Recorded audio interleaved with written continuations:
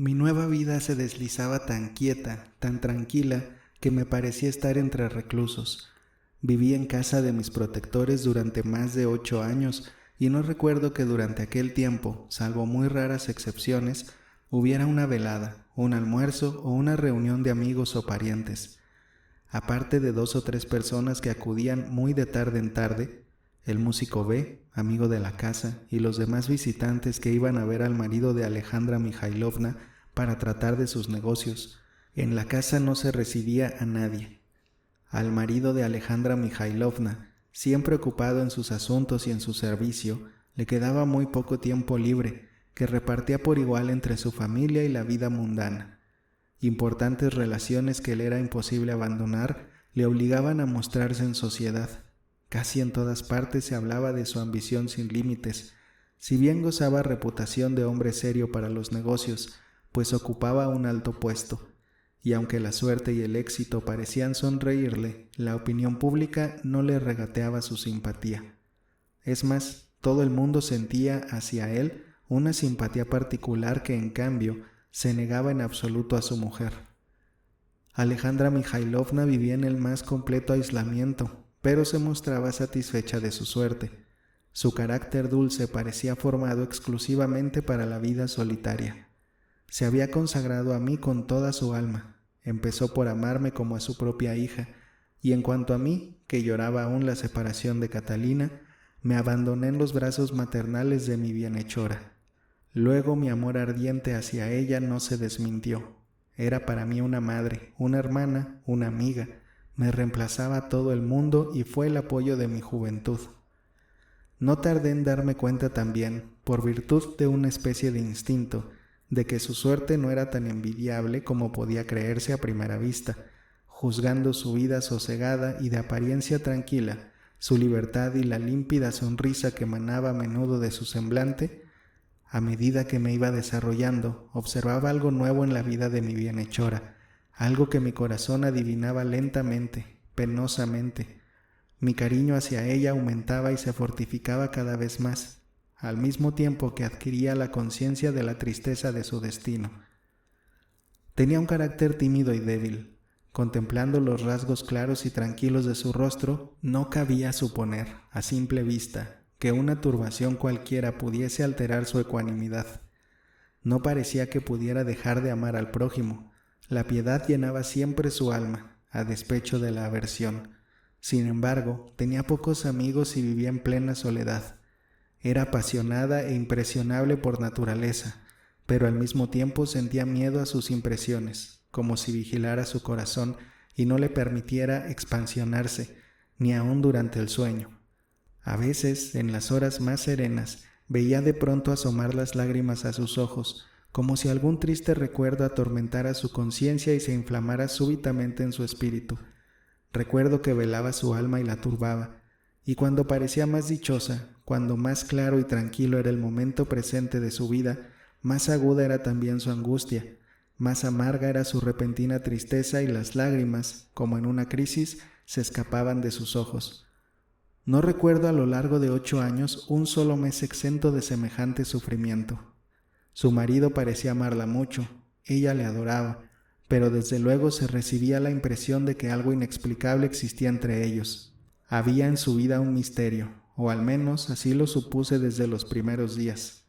El marido de Alejandra Mikhailovna produjo en mí, al pronto, una impresión indefinible que no se borró nunca. Era un hombre alto, delgado, que diría se ocultaba de intento su mirada tras unas grandes gafas verdes.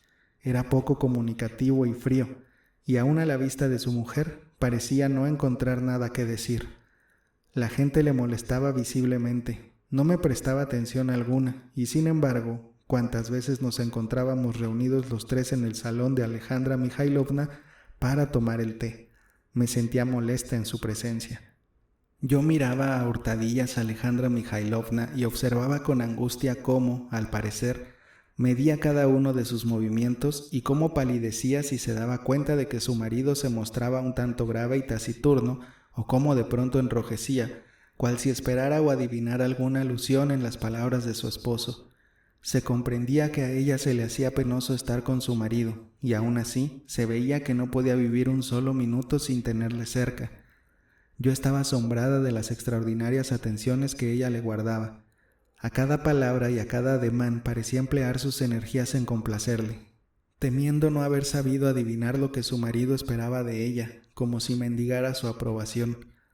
La menor sonrisa en el semblante de su esposo, cualquier palabra afectuosa le hacían feliz, cual en los primeros momentos de un amor todavía tímido y sin esperanza. Cuidaba de su marido como si estuviera gravemente enfermo, y cuando él se trasladaba a su despacho, después de haber estrechado la mano de Alejandra Mikhailovna para, según se me antojaba siempre, asegurarle su compasión hacia ella, aparecía por completo transformada. Sus mohínes se tornaban al punto más libres y su conversación se hacía más alegre. Pero una cierta molestia permanecía en ella durante mucho tiempo, después que su marido se había retirado. Enseguida comenzaba a rememorar cada una de sus palabras, como para pesarlas en su ánimo. Con frecuencia se dirigía a mí para cerciorarse de si había comprendido bien y de si Piotr Alexandrovich se había expresado correctamente de tal o cual manera. Creía que buscaba otra interpretación a lo que él decía, y solo al cabo de una hora se serenaba por completo, convencida ya de que su marido se hallaba muy satisfecho de ella y de que ella se inquietaba en balde. Entonces, sin más ni más, se ponía contenta y alegre, me besaba, reía conmigo o se sentaba al piano e improvisaba durante 2 horas. Pero a menudo su júbilo desaparecía pronto, se echaba a llorar. Y cuando yo la miraba, muy turbada, aturdida y asustada, me decía al punto en voz baja, como si temiera que la oyese alguien, que aquello no era nada, que estaba muy satisfecha y que no debía inquietarme por ella. Ocurría también que en ausencia de su marido, empezaba súbitamente a sentirse presa de inquietud por causa de él, y mandaba preguntar qué hacía o interrogaba a la doncella por qué su marido había dado orden de enganchar el coche, a dónde quería ir, si estaría enfermo, si le encontraba alegre o triste, qué había dicho, etc. Acerca de sus negocios y de sus ocupaciones no se atrevía siquiera a hablarle. Cuando él le aconsejaba algo o le dirigía alguna pregunta, ella le escuchaba con tal sumisión, manifestaba tanto miedo, que hubiese dicho era una esclava suya. Se consideraba feliz cuando él hacía algún obsequio, como un cachivache, un libro o una obra manual cualquiera. Entonces se sentía orgullosa y se ponía al instante alegre. Su júbilo, sobre todo, era infinito cuando por casualidad acariciaba a él a los 2 niños, cosa que ocurría muy pocas veces. Su rostro se transfiguraba, radiante de felicidad, y en tales momentos se mostraba hasta demasiado contenta delante de su marido. Se tornaba tan audaz que de pronto ella misma, sin motivación, le proponía, por supuesto, tímidamente y con voz temblorosa, que escuchara una pieza de música que había recibido, o le preguntaba su opinión acerca de un libro, o le pedía permiso inclusive para leerle 1 o 2 páginas de un volumen que hubiera producido poco antes en ella viva impresión. A veces el marido accedía de buen grado a aquellos deseos y hasta le sonreía con indulgencia, como a un niño mimado al cual no se quiere privar de un extraño capricho, por temor a entristecerle y a turbar su inocencia.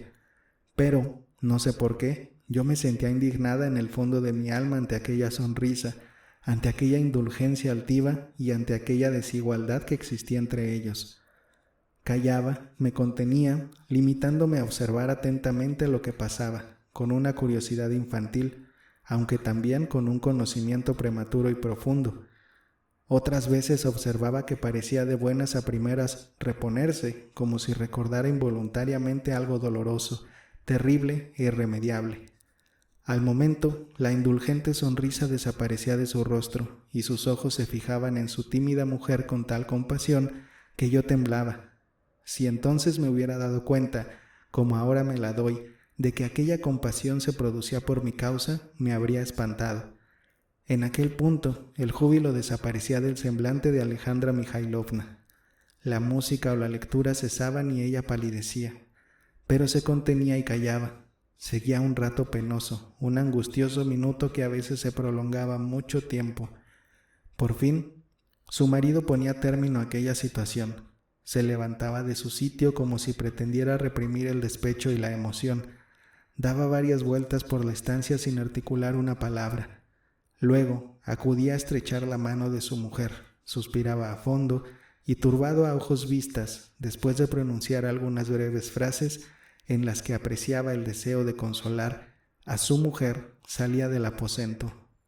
Alejandra Mikhailovna se deshacía en llanto o se sumía en profunda tristeza. Frecuentemente la bendecía, como se hacía con los niños, al decirle adiós por la noche, y ella recibía su bendición vertiendo lágrimas de reconocimiento. No puedo olvidar algunas escenas, 2 o 3, todo lo demás, durante los 8 años, que tuvieron lugar en nuestra casa. Alejandra Mikhailovna parecía entonces otra mujer. La cólera, la indignación se reflejaban en su semblante, por lo general, tan dulce, reemplazando su humildad perpetua y la adoración hacia su marido. A veces, la tempestad se preparaba durante 1 hora. El marido se tornaba más silencioso y taciturno que de ordinario. Por último, el corazón martirizado de la pobre mujer dejaba de sentir. Rompía a hablar con voz entrecortada por la emoción. Pronunciaba primero frases incoherentes, plenas de alusiones y reticencias, y luego, ahogándole la angustia, prorrumpía de pronto en lágrimas y sollozos, tras de lo cual continuaba la oleada de indignación, de reproches, de quejas y de desesperación, como presa de un acceso enfermizo. Había que ver con cuánta paciencia soportaba aquello el marido, con cuánta compasión le suplicaba que se tranquilizara, besándole las manos y poniéndose, por último, a llorar con ella. Se reponía entonces repentinamente, como si su conciencia se levantara contra ella, reprochándole un crimen. Las lágrimas de su marido la trastornaban y, retorciéndose las manos con angustia, con sollozos entrecortados, imploraba a sus pies un perdón que recibía, desde luego. Pero los sufrimientos de su conciencia duraban todavía largo rato, así como sus lágrimas y las súplicas para que él la perdonase. Después de semejantes escenas, durante meses enteros, se mostraba aún más tímida y temerosa en presencia de su marido. Yo no lograba comprender lo que significaban aquellas escenas, durante las cuales se me enviaba siempre a mi habitación, por cierto con gran torpeza, pero no podían ocultarse de mí por completo. Yo observaba, comprobaba, adivinaba, y desde el mismo comienzo tuve la vaga sospecha de que aquello encerraba un misterio, de que las convulsiones de aquel corazón martirizado no debían de obedecer a un simple estado nervioso, de que no sin motivo el esposo tenía siempre fruncido el ceño, de que su compasión hacia su pobre mujer enferma no se producía sin fundamento, y hasta de que la timidez y el temor de Alejandra Mikhailovna en su presencia, aquel amor tierno y extraño que no se atrevía siquiera a manifestar delante de él, aquel aislamiento, aquella vida de reclusión, aquel enrojecimiento y aquella palidez mortal, en fin, que alternaban en su semblante cuando se hallaba en presencia de su marido, debían de obedecer a alguna razón. Claro que semejantes escenas eran muy poco frecuentes, pues nuestra vida transcurría harto monótona. Conocía yo el detalle desde muy cerca, en tanto que crecía y me desarrollaba rápidamente. Pero muchas impresiones nuevas que empezaban a despertarse en mí, aunque inconscientes, me distraían de mis observaciones. Me habitué, por último, a aquel género de vida y a los caracteres de quienes me rodeaban. Sin duda, me era imposible no reflexionar a ratos, mirando a Alejandra Mikhailovna, pero no llegaba a obtener una conclusión. La quería mucho, respetaba sus desdichas y temía herir su corazón con mi curiosidad. Ella me comprendía y muchas veces estuvo a punto de darme las gracias por mi afecto.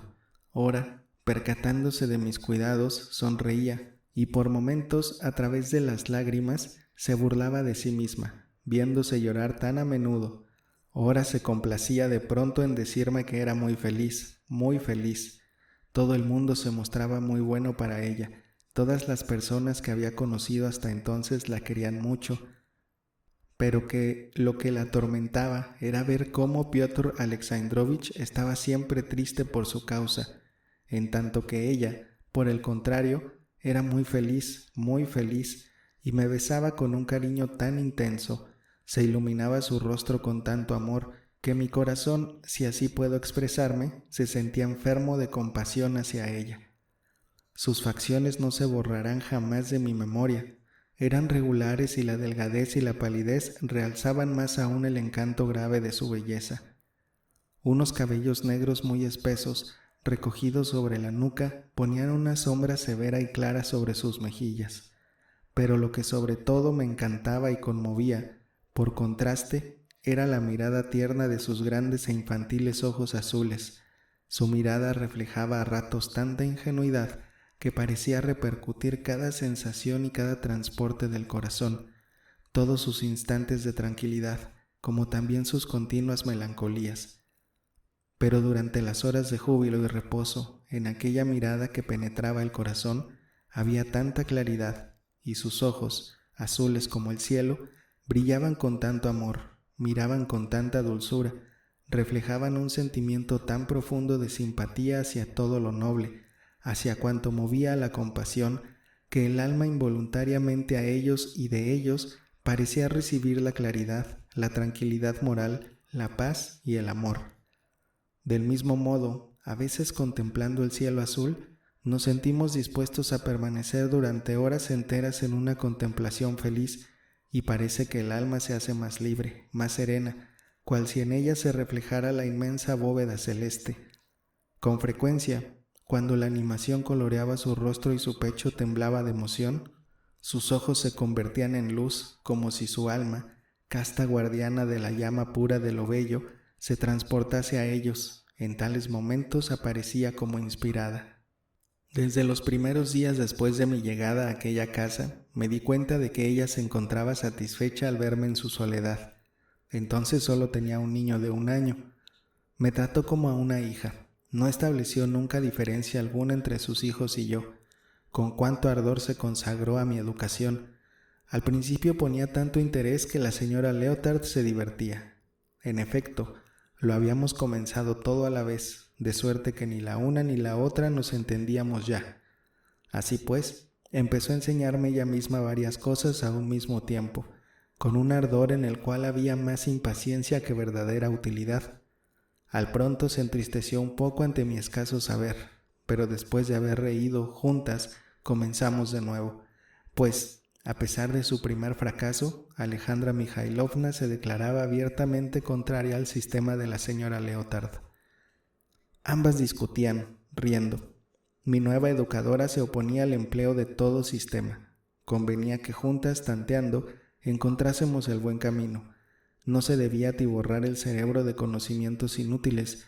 Todo el éxito dependería de mi capacidad y de la habilidad para desarrollar en mí la buena voluntad. En definitiva, tenía razón, y consiguió una completa victoria. Primero, para empezar, las relaciones de alumna a profesora fueron del todo suprimidas. Trabajábamos de consuno, y a veces ocurría inclusive que era yo la que adoptaba la actitud del profesor. Así pues, entre nosotras se suscitaban discusiones.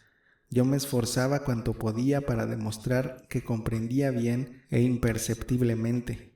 Alejandra Mikhailovna me traía a la razón. Por fin, cuando obteníamos la verdad, yo adivinaba desde luego el procedimiento y lo demostraba, y tras de haberme dado cuenta de los cuidados que me prodigaba durante horas enteras, me arrojaba a su cuello y la abrazaba con fuerza.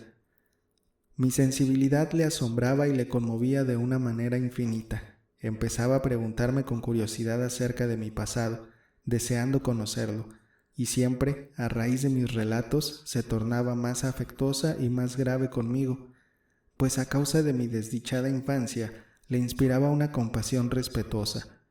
Después de mis relatos entablábamos prolongadas conversaciones, en el transcurso de las cuales me explicaba mi pasado de tal manera que parecía revivirlo en efecto y mostrarme muchas cosas nuevas.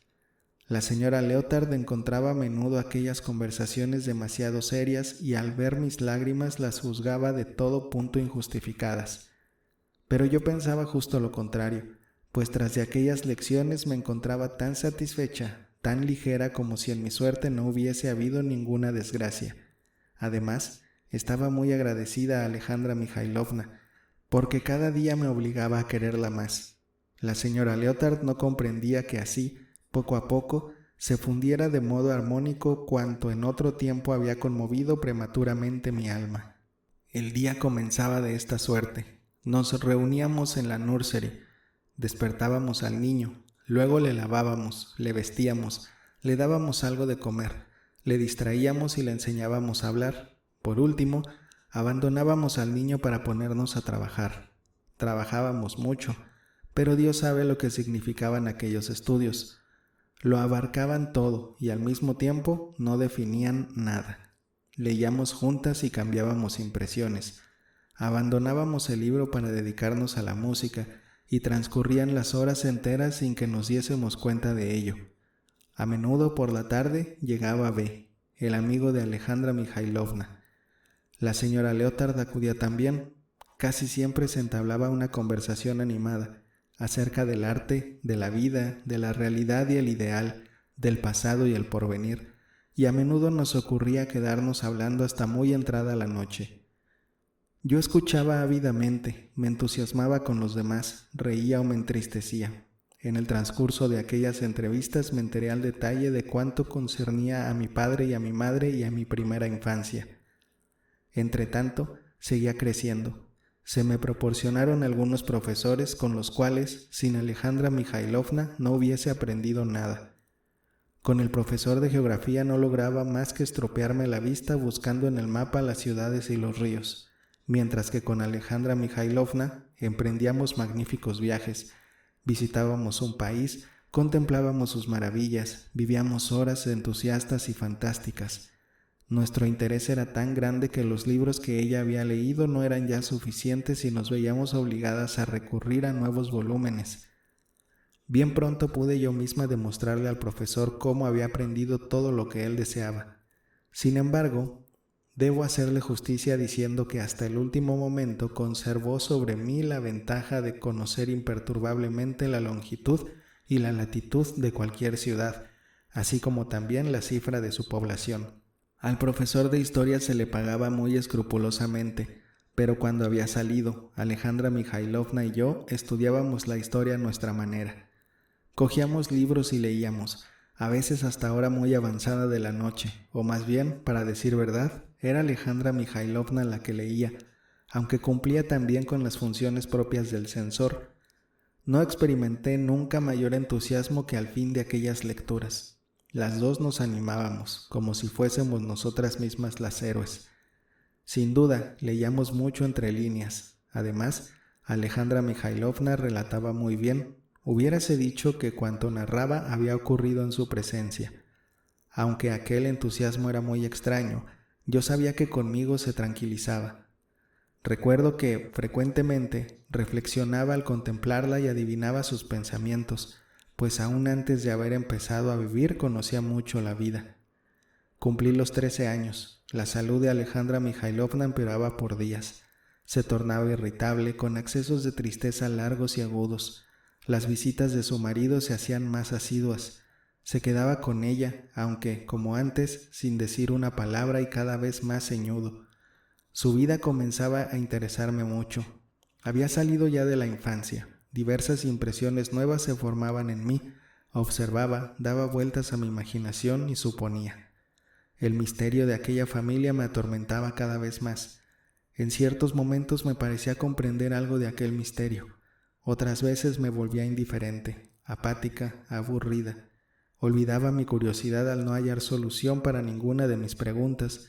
Por último, cada vez con más frecuencia experimentaba la extraña necesidad de quedarme sola y reflexionar incesantemente, como en la época en que vivía aún con mis padres, cuando antes de trabar amistad con mi padre, me oculté durante un año en un rincón para pensar, para meditar, para observar, de suerte que me volví por completo salvaje al vivir entre los vecinos fantásticos creados por mi imaginación. La única diferencia consistía en que, a la sazón, tenía más impaciencia que angustia, mayor deseo de movimiento, hasta el extremo de que no podía ya concentrarme en un solo punto como en otro tiempo. En cuanto a Alejandra Mikhailovna, parecía alejarse de mí. A mi edad yo apenas podía ser ya su camarada. Ya no era una niña. Interrogaba acerca de demasiadas cosas y a ratos la miraba de tal manera que ella se veía obligada a bajar los ojos delante de mí. Había momentos extraños. Yo no podía ver sus lágrimas y a menudo las mías acudían a mis ojos al mirarla. Me arrojaba a su cuello y la besaba con ardor. ¿Qué podía responderme? Yo comprendía que era una gran carga para ella. En otros momentos, y esto era siempre penoso y triste, ella misma, como desesperada, me besaba fuertemente, pareciendo buscar mi simpatía, como si no pudiera soportar su soledad, como si yo la comprendiese ya, como si hubiéramos sufrido juntas. No obstante, existía un misterio entre nosotras, y yo misma comenzaba a alejarme de ella. Su presencia se me hacía penosa. Además, pocas cosas nos reunía entonces, solo la música, pero el médico se la había prohibido. Los libros, cada vez se iba haciendo aquello más difícil, no se hallaba en estado de leer conmigo. Los habríamos detenido en la primera página. Cada palabra podía ser una alusión, cada frase un equívoco. Evitábamos la conversación directa, calurosa e íntima. Pero justamente en aquel momento, la suerte tan imprevista proporcionó, de la manera más extraña, otra orientación a mi vida. Mi atención, mis sentimientos, mi corazón, mi espíritu, en una tensión que llegaba al entusiasmo, tomaron otro rumbo. Sin notarlo me encontré transportada a un mundo nuevo. No tenía tiempo de retroceder, de mirar en torno mío, de reflexionar. Podía perderme, yo misma lo comprendía, pero la tentación era más fuerte que el temor y me abandonaba al azar con los ojos cerrados. Me resistía por mucho tiempo a aceptar aquella existencia que empezaba a constituir para mí una carga y en la cual, con tanta avidez e inutilidad, había buscado una huida. He aquí lo que sucedió. El comedor tenía 3 salidas. Por una se llegaba a las habitaciones de recepción, por otra a la cocina y a la nursery, y por la tercera a la biblioteca. En la biblioteca otra puerta daba al despacho donde permanecía ordinariamente el secretario de Piotr Alexandrovich, que era a la vez su amanuense, su apoyo y su hombre de confianza. Él guardaba la llave de la biblioteca, separaba mi cuarto de aquel despacho. Un día en que el secretario no estaba en casa, después de comer, encontré la llave de la biblioteca. Me invadió la curiosidad y aprovechando mi hallazgo entré en ella. Era una pieza bastante grande, con mucha luz, donde había 8 grandes armarios llenos de libros. Piotr Alexandrovich recibió la mayor parte de aquellos libros en una herencia. Otra parte fue adquirida por Alejandra Mikhailovna, que compraba volúmenes sin cesar. Hasta entonces no se me había dejado leer sino con la mayor circunspección, y adivinaba fácilmente que se me ocultaban muchas cosas, las cuales constituían para mí un misterio. Así pues, con una gran curiosidad, en un transporte de temor y júbilo, presa de un sentimiento particular, abrí el primer armario y cogí la primera obra que cayó en mis manos. En aquel armario había novelas. Tomé una, volví a cerrar el armario y trasladé el libro a mi cuarto. Experimenté una sensación extraña. Me latía el corazón con fuerza, como si presintiera que un gran cambio se operaba en mi existencia. Tan pronto como llegué a mi habitación, me encerré y abrí la novela. Pero no podía leer. Otra cosa me preocupaba. Necesitaba primero asegurarme definitivamente la posesión de la biblioteca. Era menester que nadie pudiese concebir dudas, con el fin de que yo lograra en cualquier momento coger los libros que quisiera. Para conseguirlo aplacé mi placer hasta un instante más propicio. Coloqué el libro en su sitio y oculté la llave en mi habitación. Aquel era el primer acto malo que cometía. Temía las consecuencias, pero todo se arregló a medida de mis deseos. El secretario de Piotr Alexandrovich, después de haber buscado la llave durante todo un día y parte de la noche, por el suelo, con una bujía, se decidió por la mañana a llamar a un cerrajero. Así terminó el asunto y no se volvió a hablar más de la llave perdida. Yo me conduje en aquella ocasión con tanta prudencia y astucia que estuve esperando durante una semana antes de volver a entrar en la biblioteca. No sin haberme convencido totalmente de que no existía el peligro de que se sospechara de mí. Escogiendo un momento en que el secretario no estaba en casa, me dirigí a la biblioteca por la puerta del comedor. El secretario de Piotr Alexandrovich se contentaba con tenerla en el bolsillo, sin tener nunca contacto más directo con los libros y sin entrar siquiera en la estancia donde permanecían guardados. Desde entonces comencé a leer con avidez, y bien pronto la lectura constituyó mi pasión. Todas mis nuevas necesidades, todas mis aspiraciones recientes, todos los transportes vagos aún de mi adolescencia, que surgían en mi alma de una manera tan turbadora y eran provocados por mi precoz desenvolvimiento, todo aquello, de súbito, se precipitó en una dirección. Pareció satisfacerse por completo con aquel alimento nuevo y hallar en él su curso normal. Al poco tiempo, mi corazón y mi cerebro se encontraron tan halagados y mi fantasía se desarrolló tan ampliamente que parecía olvidar cuanto me había rodeado hasta entonces. Diríase que la suerte misma me detenía en el umbral de la nueva vida a que me osaba, en la cual pensaba día y noche, y que, antes de abandonarme a emprender la prolongada marcha, me hacía ascender a una altura desde donde podía contemplar el porvenir en un maravilloso panorama, bajo una perspectiva brillante y maléfica. Me veía destinada a vivir todo aquel porvenir después de haberlo aprendido en los libros, a vivir los sueños, las esperanzas, la dulce emoción de mi espíritu juvenil. Inicié mis lecturas sin establecer método alguno, por el primer libro que cayó en mis manos, pero el destino velaba por mí. Cuanto había aprendido y vivido hasta aquel día era tan noble, tan austero, que una página impura o mala no habría podido seducirme. Mi instinto de niña, mi precocidad, todo mi pasado velaban por mí, y entonces mi conciencia me iluminaba toda mi vida. En efecto, cada una de las páginas que leía me era conocida, parecía vivida ya, como si todas aquellas pasiones, como si toda aquella vida que se levantaba ante mí bajo formas inesperadas, en maravillosos cuadros, la hubiese experimentado antes. ¿Y cómo podía no sentirme enajenada hasta el olvido del presente, hasta el olvido de la realidad, cuando ante mí, en cada libro que leía, se concretaban las leyes de un mismo destino, el mismo espíritu de aventura que reina en la vida del hombre, que proviene de la ley fundamental de la vida humana y constituye la condición de su salvación y su felicidad?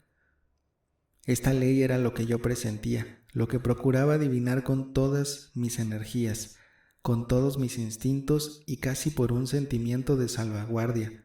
Parecía prevenirme, como si existiera en mi alma algo profético, y cada día la esperanza crecía más, mientras al mismo tiempo aumentaba cada vez más mi deseo de entrar en aquel porvenir, en aquella vida.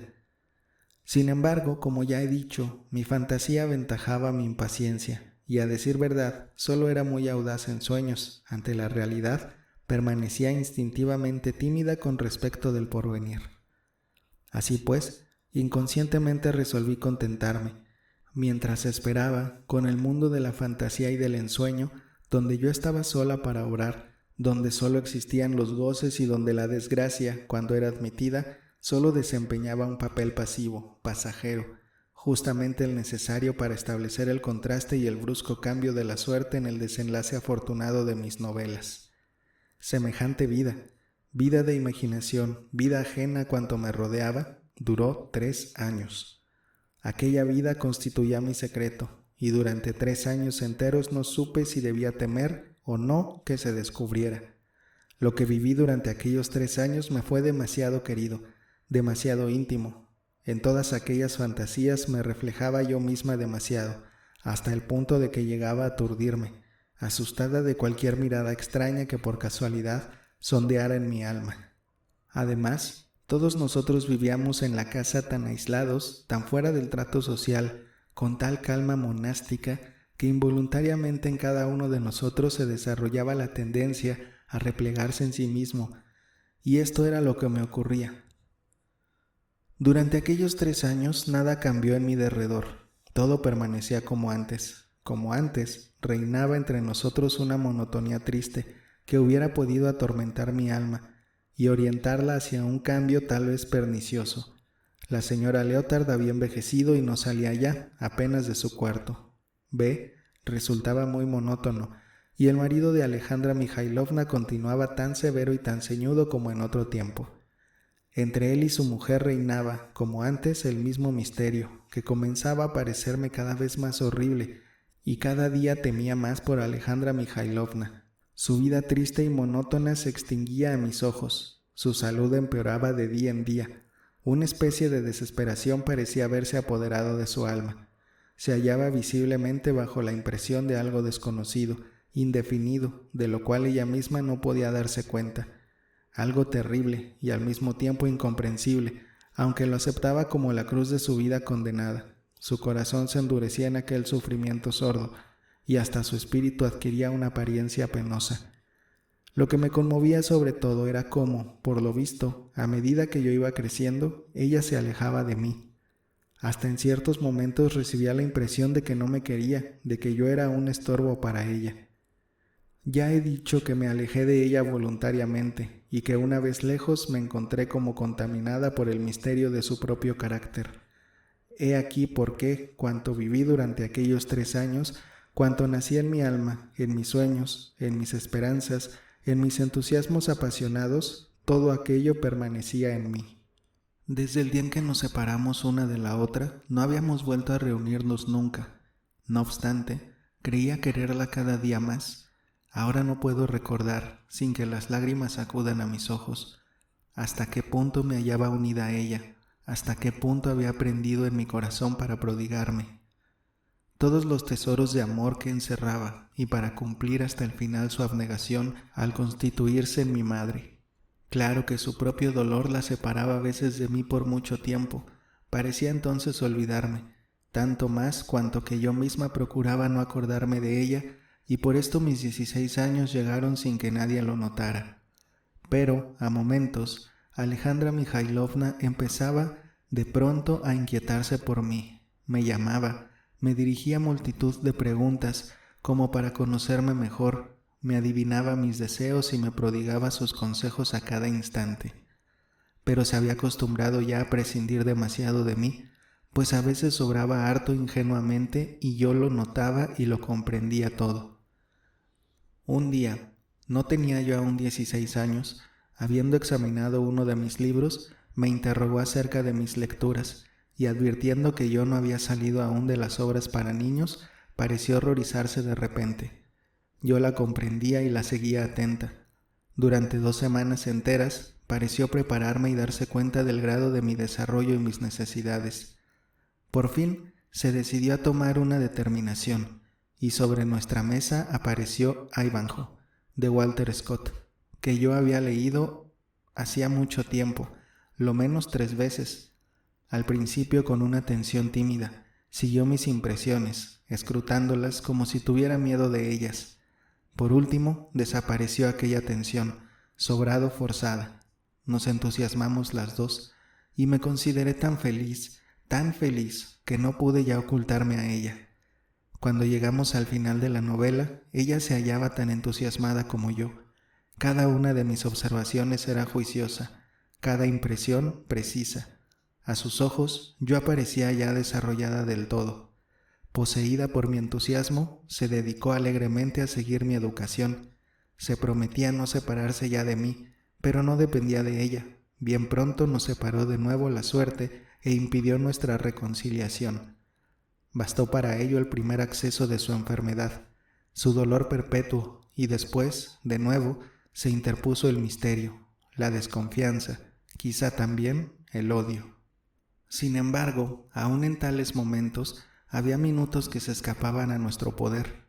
La lectura, algunas palabras de simpatía cambiadas entre nosotras, la música, nos hacían olvidarlo todo, y nos decíamos demasiado. Luego nos sentíamos molestas una frente a otra. Tras de haber reflexionado, nos mirábamos como asustadas, con una curiosidad plena de sospechas y desconfianza. Cada una de nosotras conservaba su límite hasta el cual podíamos llegar a franquearnos, pero ni lo deseábamos siquiera. Una tarde, al anochecer, leía yo distraídamente un libro en el gabinete de trabajo de Alejandra Mikhailovna. Ella estaba sentada delante del piano, improvisando sobre uno de sus motivos favoritos de la música italiana. Cuando pasó por fin a la pura melodía, transportada por la música que me penetraba el corazón, comencé tímidamente a media voz a tararear aquel aire. Bien pronto, arrebatada por completo, me levanté de mi sitio y me acerqué al piano. Alejandra Mikhailovna, como si hubiera adivinado mi intención, continuó acompañándome, siguiendo con amor cada nota de mi voz. Parecía emocionada ante su riqueza. Hasta aquel día no había cantado nunca delante de ella y yo misma no sabía si tenía voz.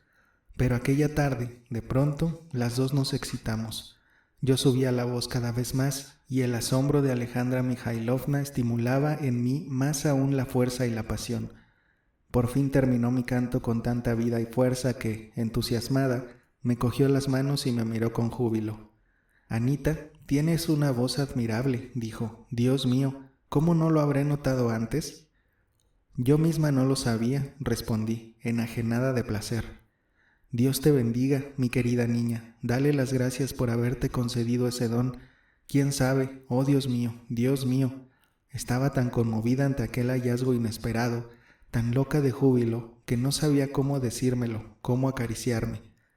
Se presentaba uno de aquellos minutos de revelación de la mutua simpatía, de la aproximación que desde hacía mucho tiempo no habíamos tenido. Una hora después, como si se hiciera fiesta en la casa, se mandó llamar a B. Mientras le esperábamos, cogimos al azar otro trozo de música que yo conocía mejor. Aquella vez temblaba de miedo. Temía destruir la primera impresión, pero en breve mi propia voz me animó y me devolvió la confianza. Yo misma me hallaba sorprendida de su fuerza, y aquella segunda experiencia disipó todo temor. En su acceso de júbilo impaciente, Alejandra Mikhailovna hizo acudir a sus hijos y hasta a la niñera, y por último, en el paroxismo de su entusiasmo, fue a buscar a su marido al despacho, lo cual no se había atrevido a hacer nunca en ningún otro momento. Piotr Alexandrovich escuchó la noticia con una gran benevolencia, me felicitó y fue el primero en decir que convenía que se me dieran algunas lecciones. Alejandra Mikhailovna, satisfecha y agradecida, como si se tratara de ella, le besó las manos. Al cabo apareció B. El viejo se mostraba muy contento. Me quería mucho, se acordaba de mi padre y de su pasado.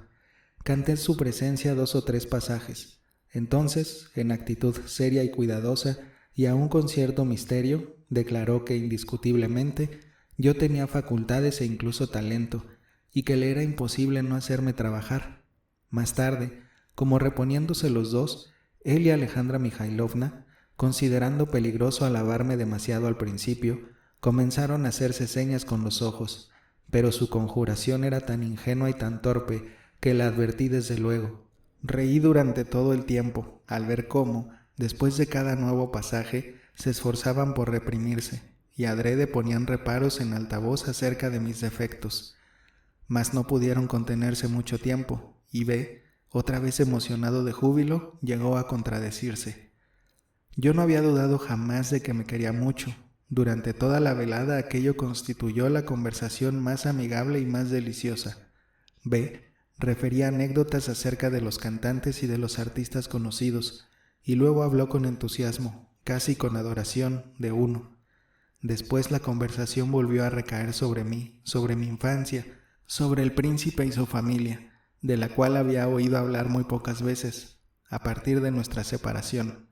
Alejandra Mikhailovna misma conocía muy pocas cosas sobre aquel particular.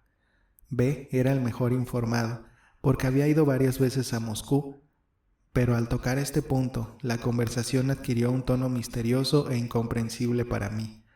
2 o 3 observaciones relativas al príncipe me llamaron la atención particularmente.